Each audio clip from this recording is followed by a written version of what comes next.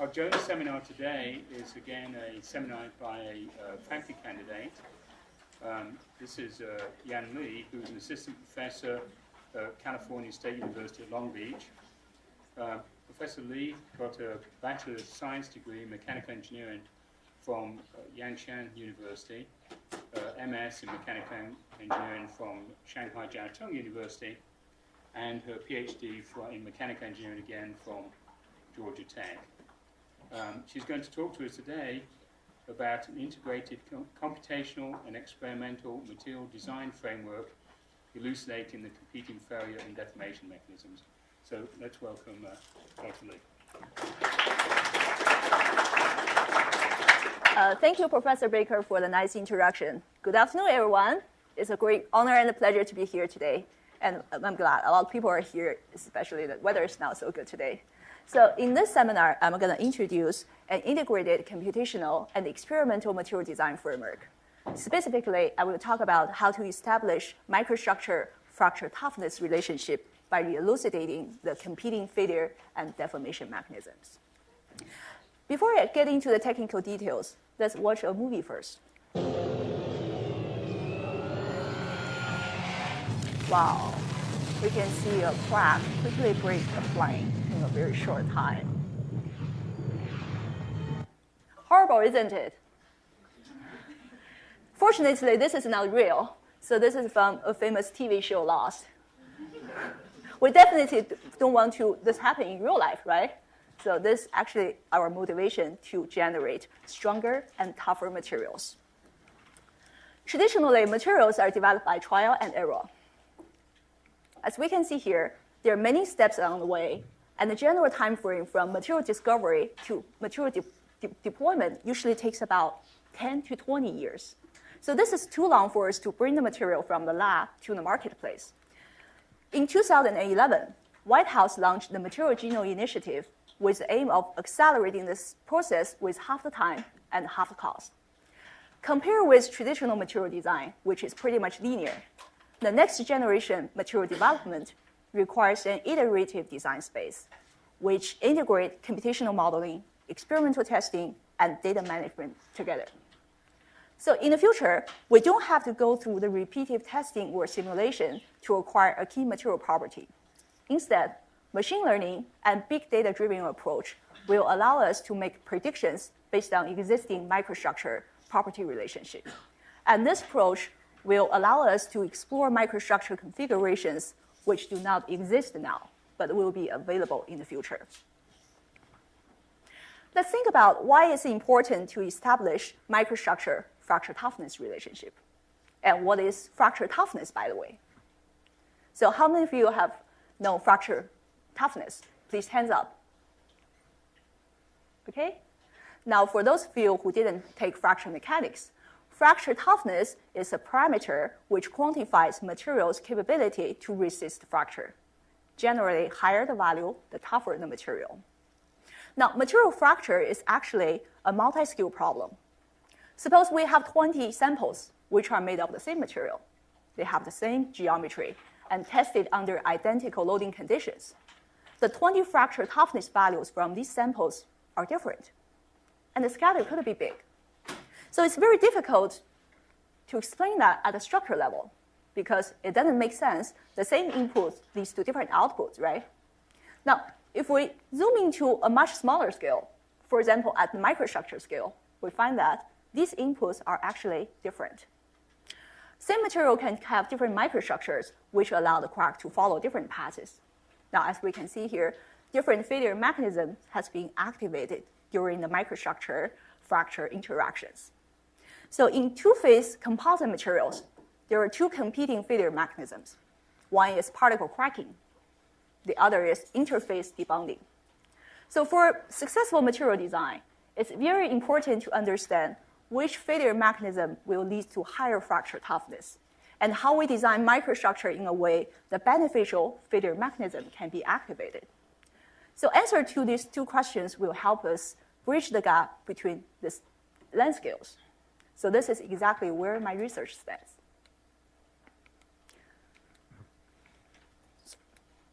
Sorry. So to answer these questions, we developed a multiscale material design framework. So let me walk you through this. So we start from an either actual or computer-generated microstructure. After digitization and meshing, it will be incorporated into the microstructure zone. Now here we embed cohesive elements everywhere so as to resolve different crack trajectory and arbitrary microcrack patterns. We don't have to prescribe any failure law because fracture emerges as a natural outcome of material deformation. Now we do not embed cohesive elements in the homogenized region, and we use that part to capture the overall material response. And key material properties such as strength and toughness are evaluated at the structure level. The crack propagation is simulated using the commercial software Abacus. When it's complete, fracture toughness will be predicted by calculating J integral in the homogenized region. So this is the end of the design loop. We can replace this microstructure with another one and repeat the whole process. Now the merit of this framework is it allows microstructure attributes and fracture toughness to be established. We can establish one-on-one correlation. Now we can systematically generate a set of microstructures by varying one attribute at a time while keeping others as a constant. So it's very difficult to do that experimentally, but it's certainly doable through computational modeling. So from that, we're able to tell which microstructure attributes is more important in material toughening. We have in-house code to generate unstructured mesh in the microstructure region. And you can see it has very good delineation of microstructure geometry without using fine mesh everywhere. So the computational efficiency has been significantly improved. Now, cohesive elements are embedded along the edge of each bulk element. And in this study, they followed traction and bilinear traction and separation law according to the equations. So initially, the traction strength builds up as separation increases. Once it reaches the peak, the damage occurs, and the material continues to soften until the maximum separation is reached. So this is the moment fracture occurs. And different material follows different traction separation law. For example, in two-phase ceramic composites, we have 3 traction separation laws, one in the aluminum matrix, one in the titanium diboride phase, and one along the interface. So these parameters can be calibrated through experiments. The material property in the homogenized region are predicted by following Mori-Tanaka method. Now we can see the effective Young's modulus and Poisson's ratio, they both depend on the volume fraction of the reinforcement. And in this study, we use the most general expression of J for fracture toughness prediction by considering all these dynamic terms as highlighted in blue. If the material is linear elastic or elastic plastic under small-scale yielding, the fracture toughness K1C can be predicted from J by following this equation. Now, let me use one example to illustrate how fracture toughness is evaluated from microstructure level simulation. Now, we have a pre-crack in the aluminum matrix. When we apply mode 1 tensile loading by pulling this apart, what would happen? So this crack will propagate ahead until it reaches the tough titanium diboride particles. At this time, the crack has to make a decision because it can either penetrate into the particle, causing particle cracking, or be deflected at the interface, causing interface debonding. Now let's think about what determines the computation between the two failure mechanisms. Any idea? How about particle size? Would that influence the computation? Okay, let's think about 2 extreme cases. If we have an extremely large particle, then the interface can be considered as a wall, which is perpendicular to the crack, right? So the crack is very smart. When it found it's very difficult to go around it, it will go into it. Now, another extreme case is if we have a tiny little particle, it will be easier to go around it, right? There are other microstructure attributes such as the particle shape or particle orientation, and interface properties will influence the computation. So I'm just leave it here. I will come back later to elaborate on that. So in this specific case, the crack chooses to penetrate into the particle. After it breaks it, the crack starts to propagate very rapidly, and you can tell from the time scale, causing the catastrophic failure of the whole structure. Now, from stage A to stage C, we can see there's a significant increase of both J and K curve. This is because J as the driving force needs to increase in order to overcome the resistance from the material. Now, after stage C, we see both J and K curves, they do not increase that much, but oscillate around a center line. What does it mean? It means the material has already reached its maximum capacity to resist fracture, right? Therefore, the average along this plateau is extracted as K1C, the material fracture toughness.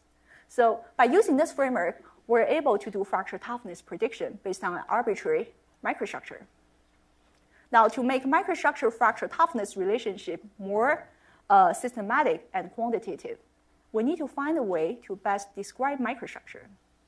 Now, in this specific case, it's easier to describe the size, right? We can either use radius or diameter for the definition. But how about if we have a microstructure with non-uniform, irregular reinforcements? So how are you going to describe size? Think about that. So in this research, we use two-point correlation functions for microstructure characterization. Now, two-point correlation function Pij defines the probability for randomly placed vectors of a given length d to start in phase I and ends in phase j. So do you understand what that means? It's okay if you don't, because the first time I read it, I don't understand. So let me use an example to explain what the two-point correlation means. So let's use P11 as an example. Here we consider the white matrix phase as phase 0 and the black reinforcement phase as phase 1.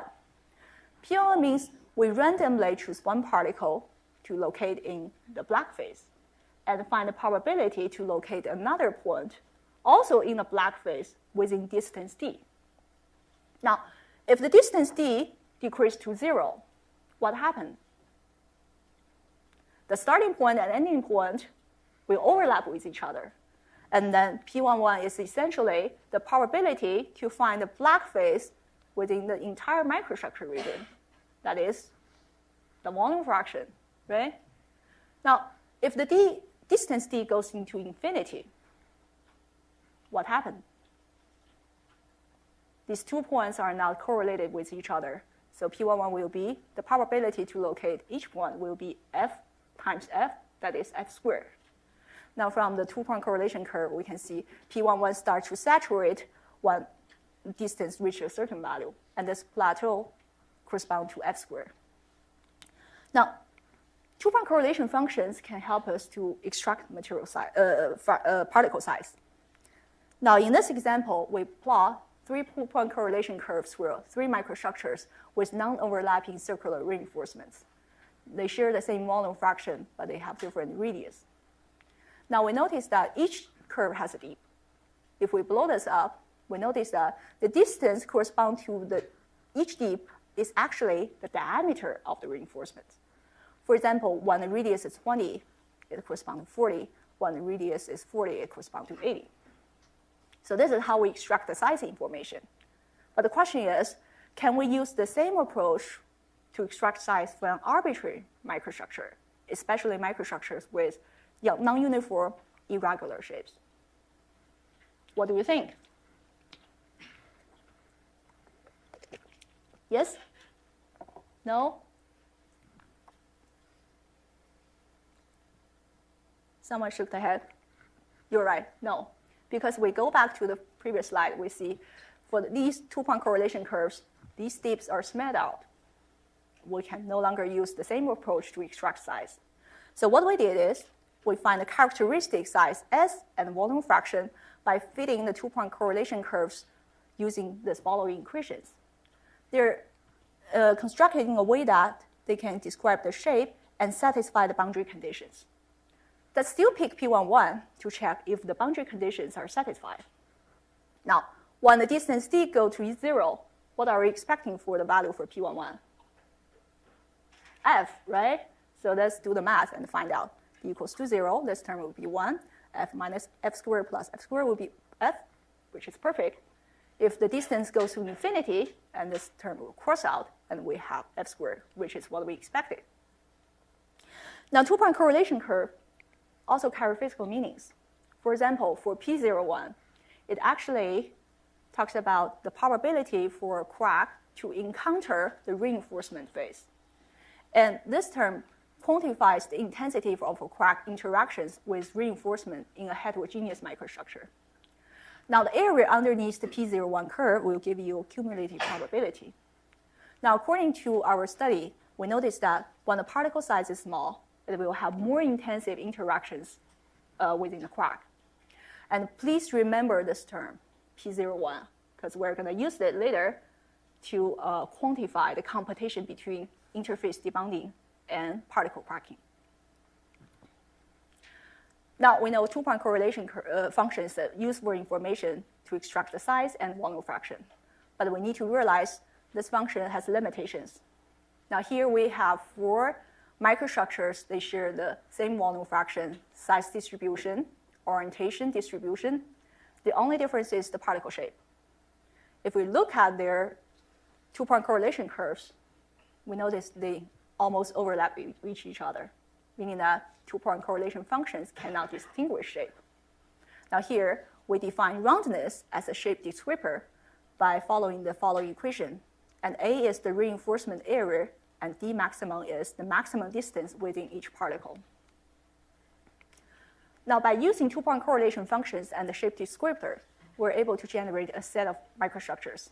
In the first set, we consider randomly distributed non-overlapping circular reinforcements. Now, for circular reinforcement, the characteristic size is actually the diameter. Now, for each combination of volume fraction and size, we randomly generate 20 microstructures to account for the stochastic nature of microstructure. Remember, fracture toughness is not a deterministic value. When we talk about the microstructure of fracture toughness of a material, it's not a single value. We concern about the error bar, right? So this information is very important for reliability design. Now, in the second set, we keep the particle size and volume fractions constant while we systematically vary the roundness. Now, through the cohesive finite element simulation, we found that microstructures with smaller size tends to have higher fracture toughness, and interface debonding is the dominant mechanism. Now, fracture toughness slightly improves as we increase the volume fraction. Now, when the particle size is large, for example, when R equals to 40 micron, the reverse trend is observed.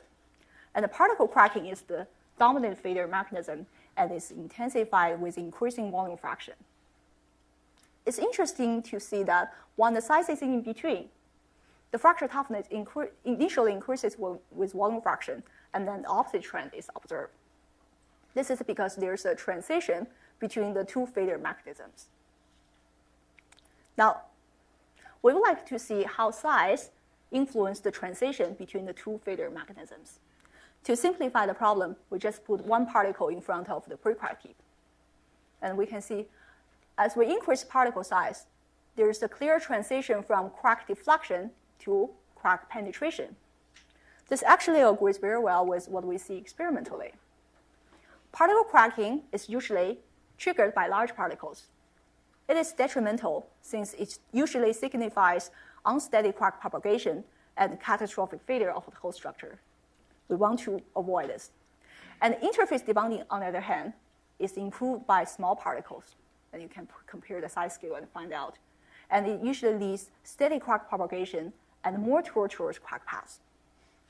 Now, from the energy point of view, if we have a brittle material, all the energy released will transform to surface energy alone. Therefore, the fundamental avenue for designing high-toughness ceramic composites is to choose microstructures which lead more tortuous crack paths.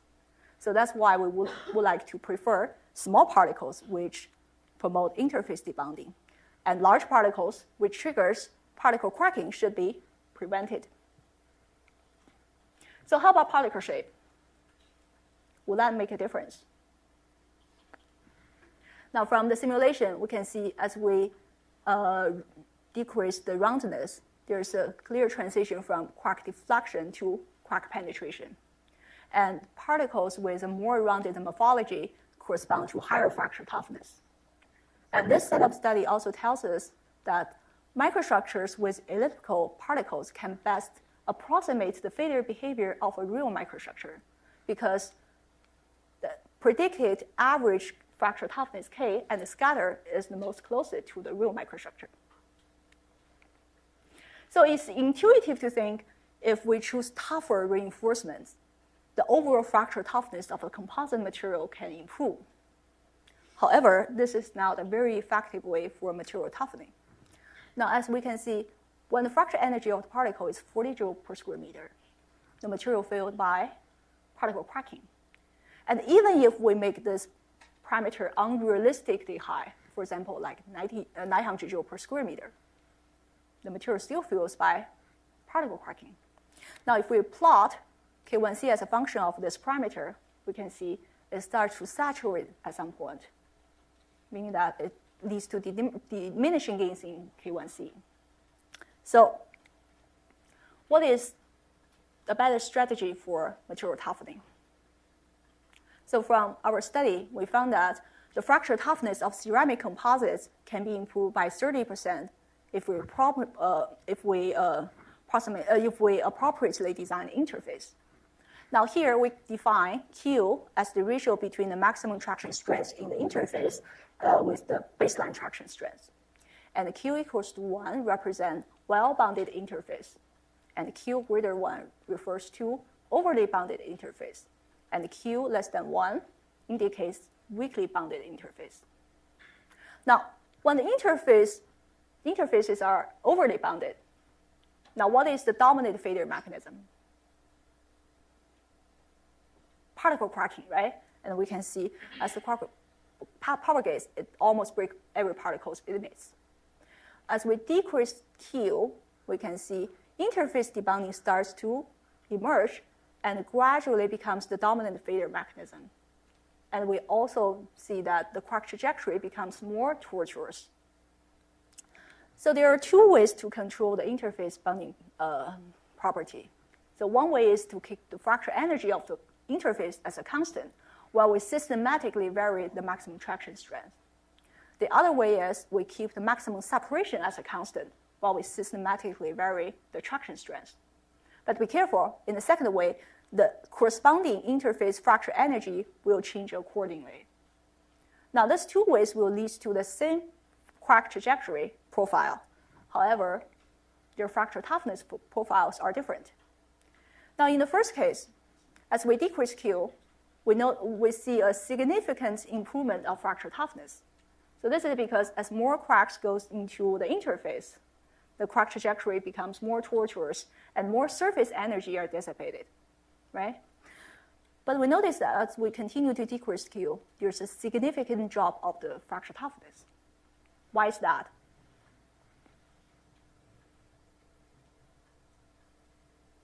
This is because we cannot decrease the traction strength of the interface too much. If the interface is very weak, it's essentially equivalent to porous material, as if the reinforcement does not exist, right? Now, in the second scenario, as we decrease Q, we only see a slightly improvement of the fracture toughness. Now, why is that? This is because even if we push the crack to go through the interfaces, the corresponding fracture energy in these interfaces are decreased accordingly. So the total dissipated surface energy is compromised. This toughening result is not as prominent as the first case. Does that make sense? Okay, great. Now, let's do a quick summary. Now, to design high-toughness ceramic materials, what do we need? First of all, we need fine particles, right? And we want to use more rounded reinforcement because one thing, it leads to higher fracture toughness. The other thing is it will have a less amount of scatter, which is good. And we also would like to have approximately balanced interface bonding strength and compliance. Now, from our simulation, we noticed that when the material is best toughened, the most of the energy contribution comes from interface debonding. And these tips will help us promote interface debonding. Now, I think we have enough knowledge to develop a model which quantifies the computation between interface debonding and particle cracking. So from the energy point of view, crack deflection occurs when energy release rate of crack deflection overcomes the surface energy of the interface. Similarly, crack penetration will occur when energy release rate of crack penetration overcomes the surface energy of reinforcement. So this is very straightforward. But the problem is, we don't know what will happen if both conditions are satisfied simultaneously. So in 1989, he and Hutchinson proposed a model, and they found that crack deflection occurs when this following equation is satisfied. Now, this model is valid for a semi-infinite crack, which is perpendicular to an infinite planar interface under symmetric loading, and the material on both sides are brittle materials, isotropic materials. So this is a very good pioneer work for us to understand the computation between these two failure mechanisms. However, we cannot directly use that for material design. So why is that? What would be the potential problem of using that model? Any idea? So I think the first problem is, for real microstructure, we have finite reinforcement, finite size reinforcement. Therefore, we cannot consider the interface as an infinite plane, right? This is not realistic. The second problem is, during the crack propagation, there will be multiple interactions between the crack and the reinforcement. So we have to develop a model to systematically quantify these interactions. So based on he and Hutchinson's model, we modified it by accounting for effects of finite particle size and shape. And we noticed that for a circular particle, which size approaches infinity, our model actually reduced to he and Hutchinson's model.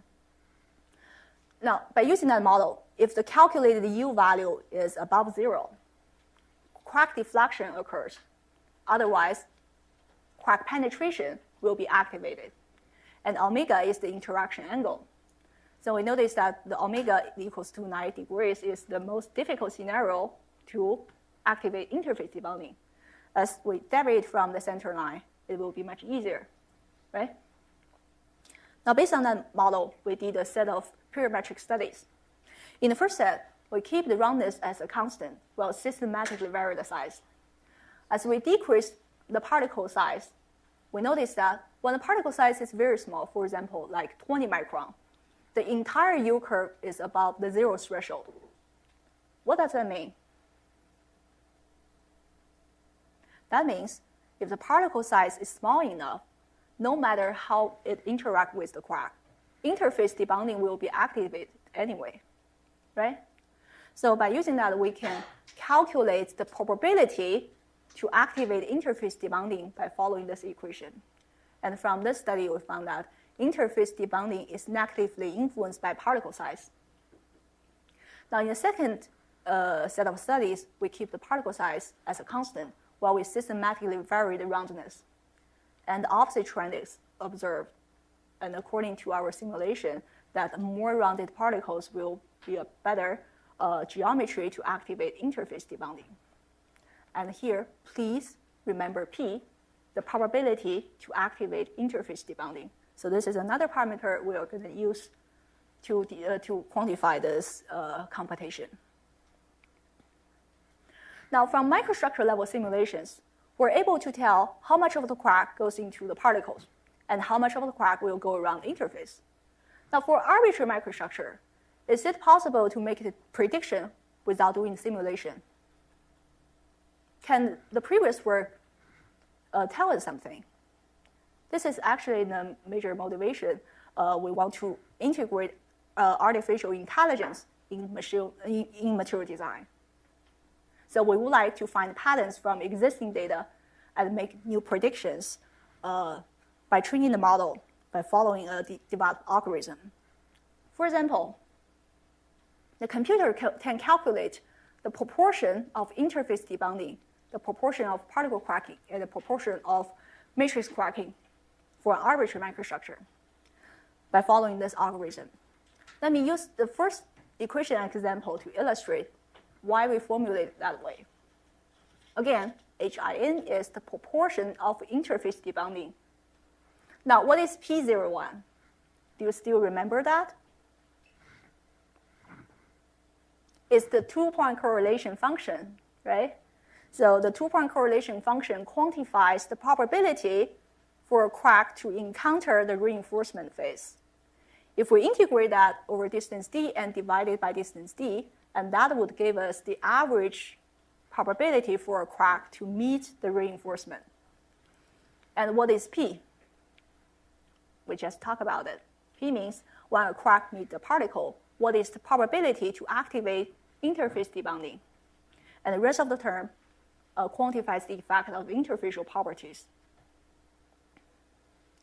Now, through this type of calculations, we know when fracture occurs, how much of the crack goes into each phase.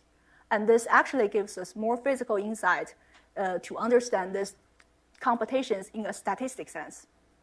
Now, for microstructures with volume fraction from 10% to 20% and size from 40 micron to 80 micron, we can predict the proportion of interface debonding and particle cracking. And we can see that this prediction can provide physical insight and answer some of the questions we don't understand quite well from simulation. So in this case, S1 is the lower bound size. This is because when the size is below S1, interface debonding is the dominant failure mechanism. So if you look at these groups, when the size is below S1, all the solid lines are about the dashed lines, meaning that interface debonding is the dominant failure mechanism. And when the particle size is above S2, particle cracking becomes the dominant failure mechanism. And when the size scale is in between, what would happen? That would be the transition from interface debonding dominant failure mechanism to particle cracking dominant failure mechanism. Now, in the simulation, R equals to 30 micron, which corresponds to S equals to 60, right? Now, as we increase this volume fraction, initially, interface debonding is the dominant failure mechanism. As we increase the volume fraction beyond 20%, we see the trend reverses, and the particle cracking becomes dominant failure mechanism. And this actually explains the transition we observe here. Now, the above work mainly focused on ceramic composites, but the framework itself can be applied to different material systems through different constitutive modeling and failure analysis. For example, it can be applied to metal matrix composite materials. Now, compare with ceramic composite with both two phases as brittle materials. Now, metal matrix composite material has a ductile matrix phase and a brittle reinforcement phase. Now, the question we have here is interface debonding still the beneficial failure mechanism? To find this out, we developed an in-situ digital image correlation framework in addition to the modeling capability. Now, we set up a high-speed camera in front of the sample during the fracture testing so as to capture the whole crack propagation history. Now, we captured a few critical moments right before the catastrophic failure. Now, we can see there are two small cracks in front of the main crack and several damages, micro cracks are activated along this way. Now, it's possible that the crack will follow a zigzag pattern. And as we continue the loading, we see a crack tip blunting and more damages accumulated. And at some point, this micro crack will coalesce with each other, causing catastrophic failure of the material. So compare with traditional testing. Now, digital image correlation analysis will allow us to extract the strain field in front of the crack tip during the course of crack propagation. Now, think about that. What would be the benefit of knowing this information?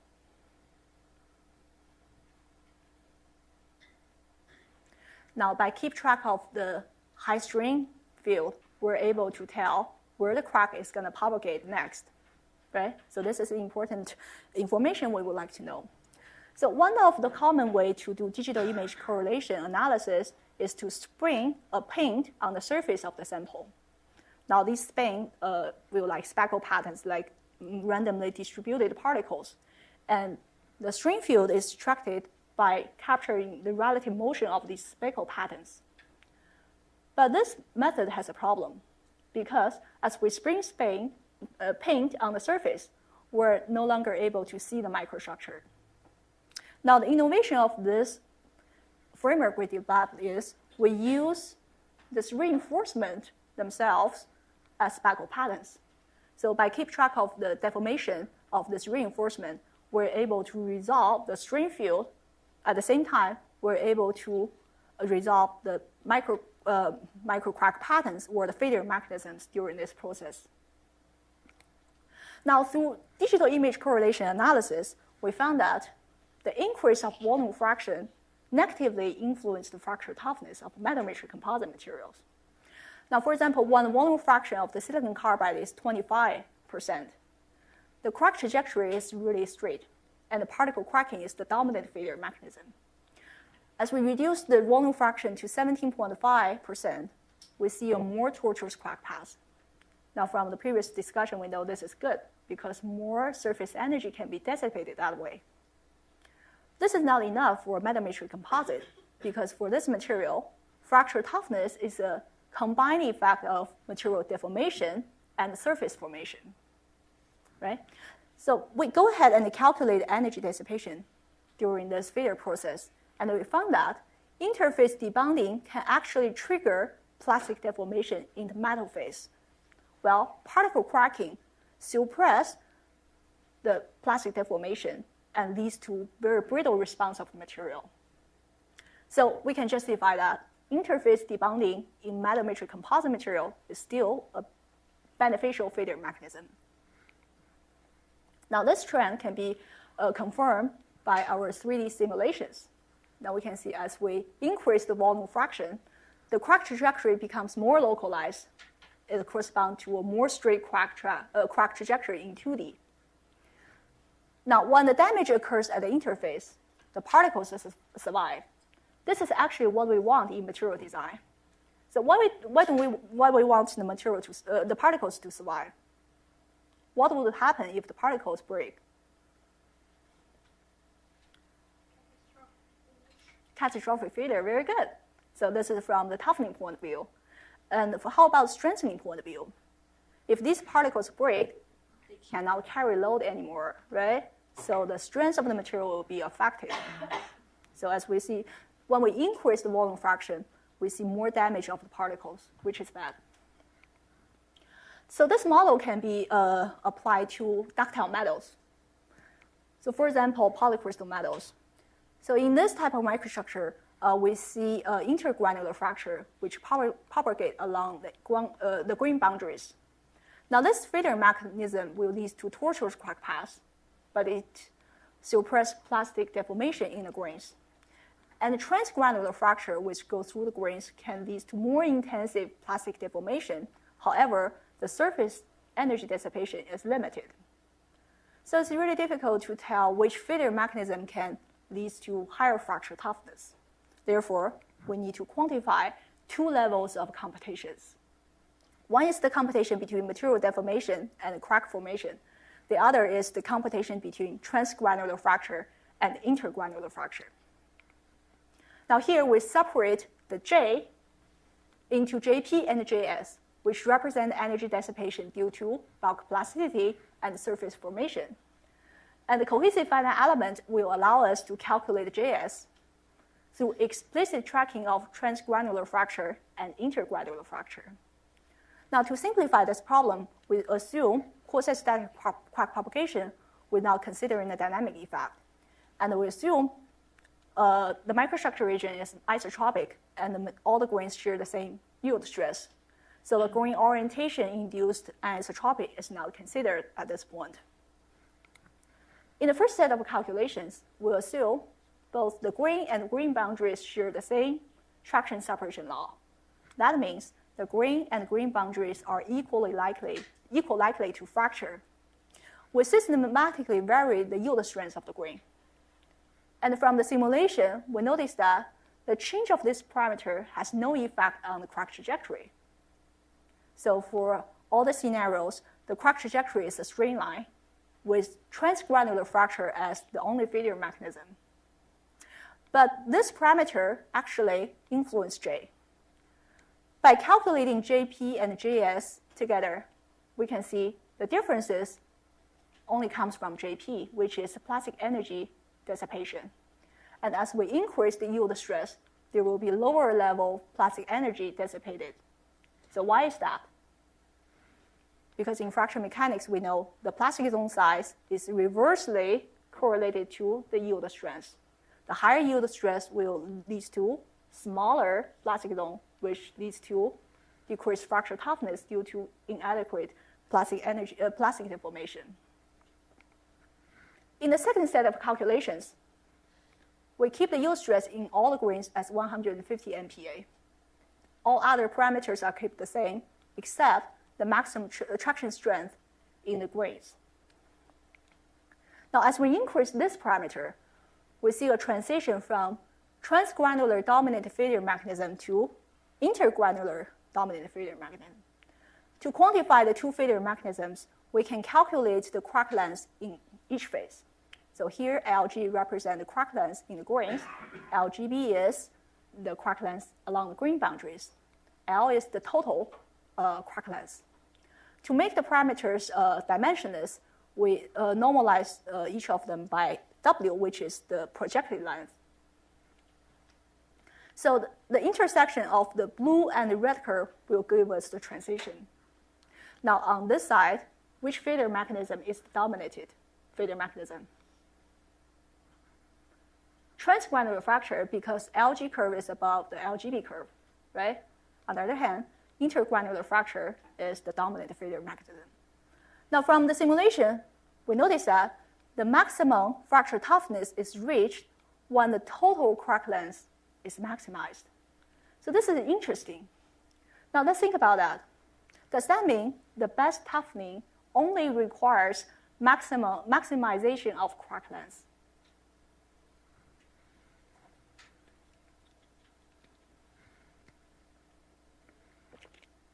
Not really, because if you take a closer look at this diagram, you can see that it has additional requirement, which means we need a mixed transgranular and intergranular fracture, and also the intergranular fracture has to be the dominant failure mechanism. Now, why is that?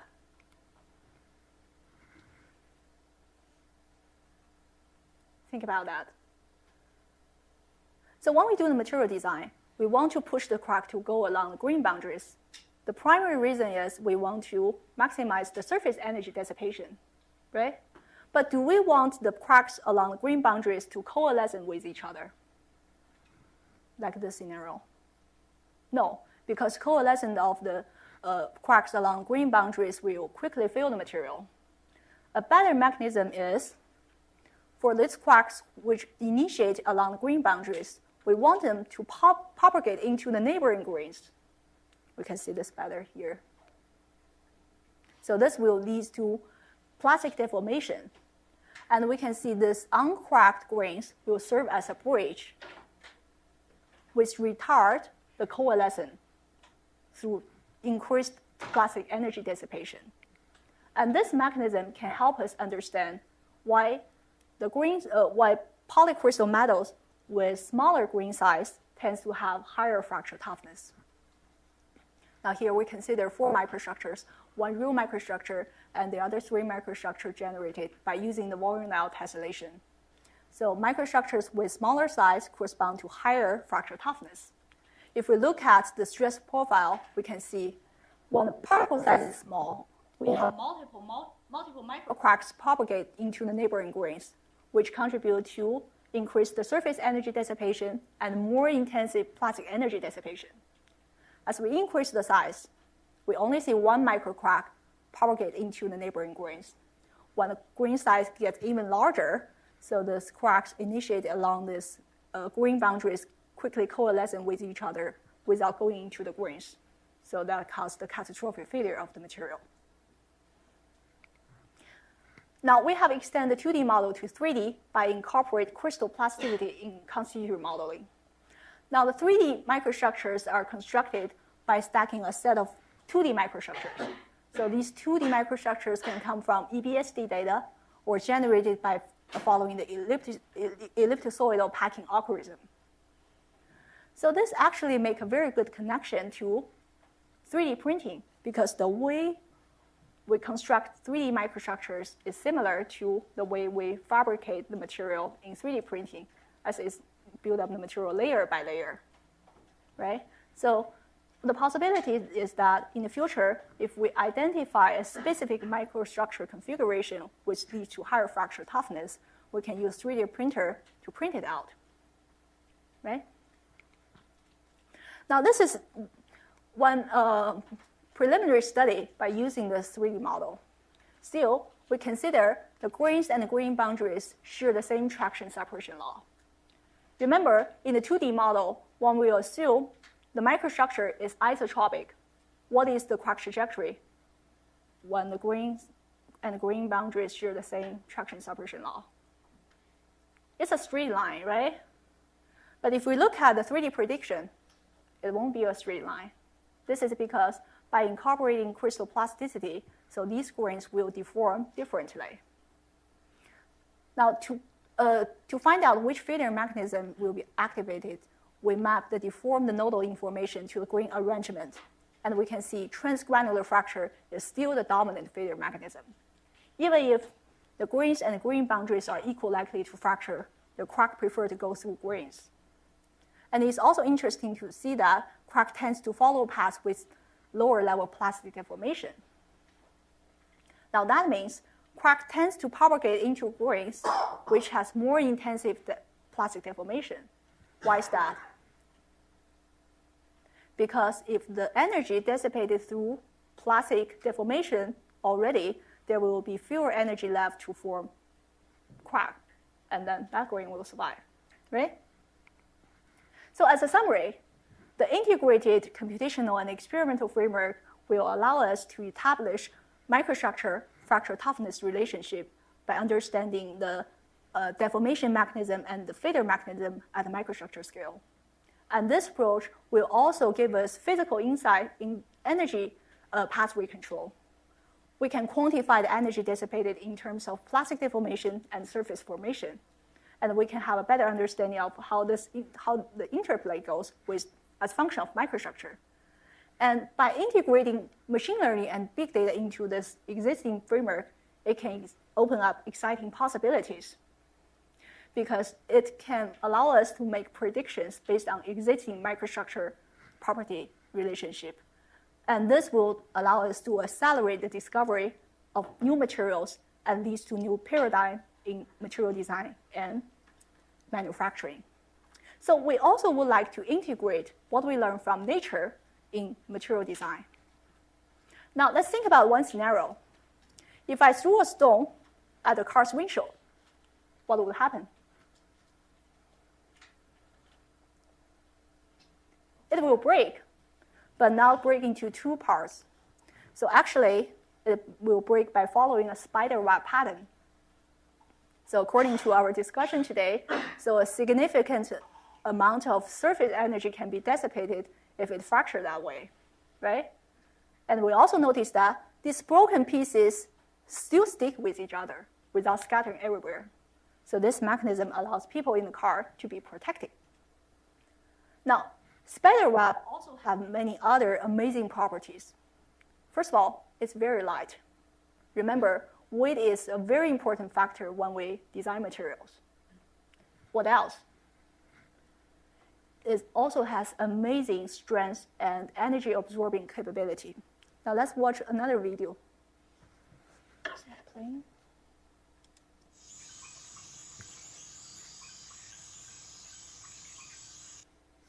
Did you see that? I can replay it.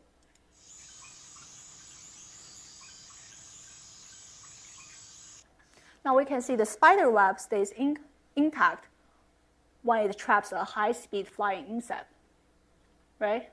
So these are the inspirations we learn from nature, and this can actually help us design better energy-absorbing materials.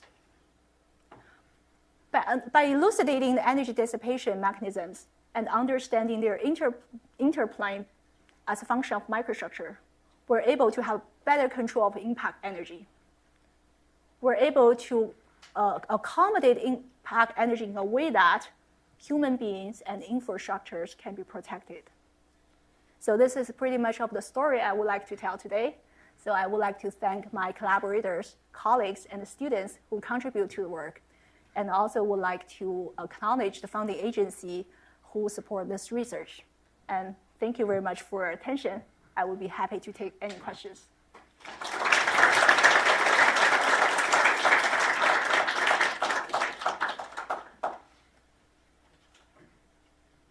Questions, anyone?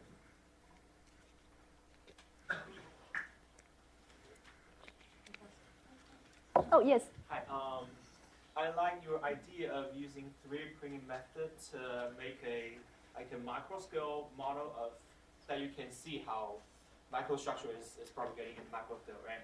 So Right. I'm curious how you mimic the, like you said, the interfacial energy of two different phases and the mechanical property of individual phases in a 3D printing method. Mm-hmm. Yes, I think this is a very good question. Thank you for pointing that out. So for 3D printing, currently I think we can precisely control the geometry, right? So by the grain morphology. But in terms of material properties, like interfacial material properties, I don't think there is a way to control that. And actually, this manufacturing idea has another problem. As we build a machine layer by layer, in addition to the actual interface, we have a pseudo interface here, and there may be a potential site for crack propagation. So we don't understand this right now. Maybe in the future we can have a better idea of that. But thank you for pointing that out. Yes. I have the same question, if you wish, or a variation on that question. Mm-hmm. My understanding is that the world of composite materials, fiber strength, we didn't talk about fibers per se, but composite particles. Mm-hmm. That the idea of decohesion at the particle matrix interface is rather important. You pointed out that if particles decohere, that is, the particle separates from the matrix, crack has to go around underneath amongst the crack. Mm-hmm. But that the chemistry on interface is absolutely critical Mm-hmm. to the development of that mechanism. Mm-hmm. And that the challenging is Mm-hmm. to know how to predict and develop that interface that has just the right balance, not too much cohesiveness, not too little. So what does your model tell us about how to get that? How do we do it? Okay. I understand the model and the theories. I want to know how to do it. How do I get that optimum level of cohesiveness? Thank you for pointing that out. That is a great question. So currently, when we do the modeling, so remember I showed you the traction separation law, the bilinear traction separation law. Let me get to that. So this law. So there are two key parameters we have to quantify. The first one is the maximum traction strength. The second is either the area or the maximum separation. So how we get these parameters? So these parameters can be quantified through experiment. For example, in this case, in the matrix phase and the reinforcement phase, so this area is the fracture energy. Now, if we know the material, we know the fracture toughness of the material, we can calculate the area by knowing the Young's modulus, Poisson's ratio, and the fracture toughness. But we don't know this parameter. What we do is we keep this area as a constant, but we systematically vary this maximum traction strength. And for each variation, we do a simulation, and we see if the predicted fracture toughness or the crack trajectories agrees with the experiment. So this is how we do the calibration for the matrix or reinforcement phase. But for the interface, that's very difficult. So in this study, we actually calculate how we change the interface property that influence the fracture toughness. So in the first way, if we keep the fracture energy of the interface as constant, while we vary the traction strength. If we make it not too low, the fracture toughness can be improved. Now, in the second case, if we keep the maximum separation as a constant, well, we decrease this traction strength. So we actually sacrifice the fracture energy dissipation. So the fracture toughness improvement is not good. But this parameter is very difficult to extract directly from experiment. And hopefully, digital image correlation analysis will give us more insight since we're able to resolve the strain field. So we get a strain field from the displacement field, and displacement field will give us the maximum separation when the fracture occurs. So actually, to continue on that theme, I was thinking a similar sort of thing. When you were talking about two phases here, you had the discrete particles, Right. but one could also imagine lamellar eutectic as well, right? So in a lamellar eutectic, that's somewhat similar to the composite structure you're talking about there. And I wasn't sure in your model you considered a lamellar eutectic, right? Where you In this model, yes. could you please repeat that? Well, in this you've got you've got a discrete phase Right. in another material. Well, in a lamellar eutectic, you have the two phases that are intimately connected to each other like different fingers, right? Where the particle would come along like this, or it could come along at angles. And I wasn't sure that you considered that possibility in your model. I mean, steel is a well, it's eutectoid, but a prolific steel is. So actually, this model we developed here is focused on a circular reinforcement. So Right. we can So quantify what this you're saying interaction is under. Your model doesn't. You're not thinking. Your model doesn't think about. So this wouldn't apply to, for instance, prolific steel, right? Right. Because you've got the separate lamellae there, not discrete particles. Right. Other questions? Nature has developed, tough materials, for example, nacre, and people have found that there are these, microstructures with, twisted, stagnation that will increase the toughness. I was wondering, with the 3D printing and, with the company, will we design better, tougher materials? Do you have the 2D microstructure information? So if you have that, I think that model would allow the 3D microstructures to be established based on the 2D slices. So we can construct that way. So this is actually from an open source code called in-situ mesh. If you're interested, you can check this out. So it's a MATLAB-based open source code. So if you have a set of 2D microstructure images, you can use that to generate unstructured tetrahedral mesh.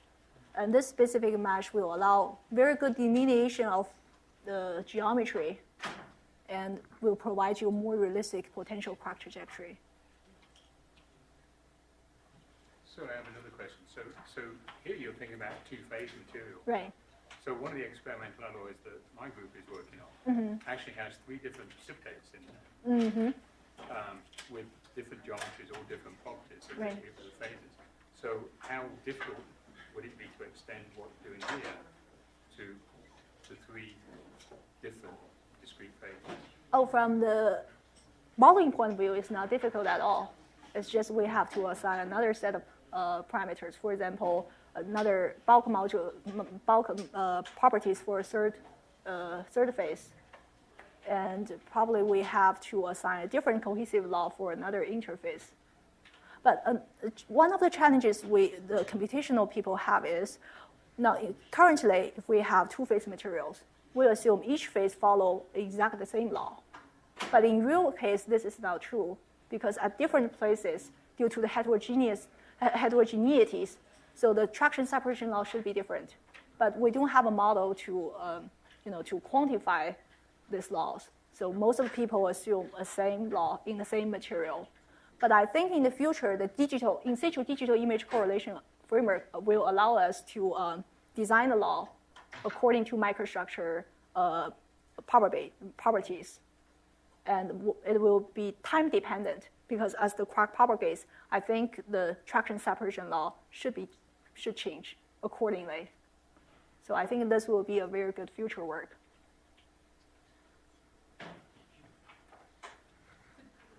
I very much enjoyed that. Thank you. Thank you. Can you extend your model to include a viscoelastic phase? Yes, we can. But I think this framework can be applied to different material systems. I think as long as we know how to do the constitutive modeling and assign the failure parameters. And how would you incorporate the viscoelasticity? I think that would through a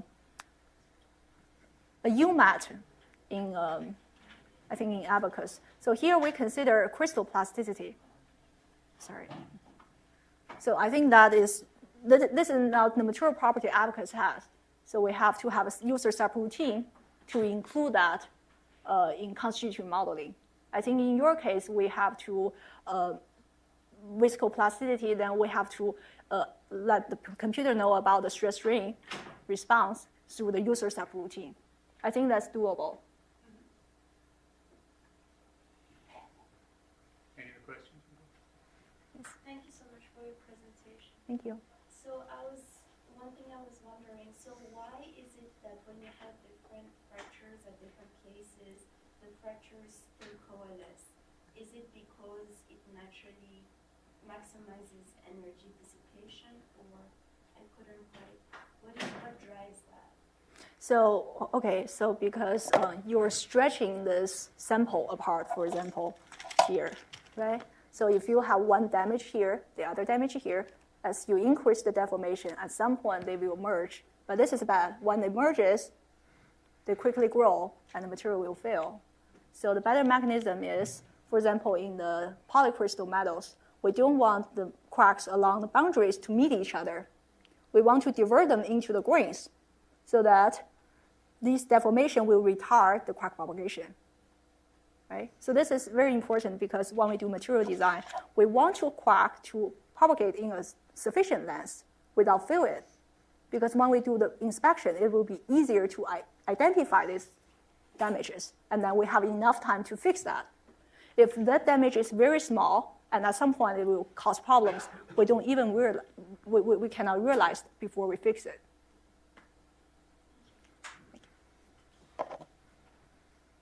If we have no more questions, we should thank our speaker one more time. Thank you. Thank you for having me.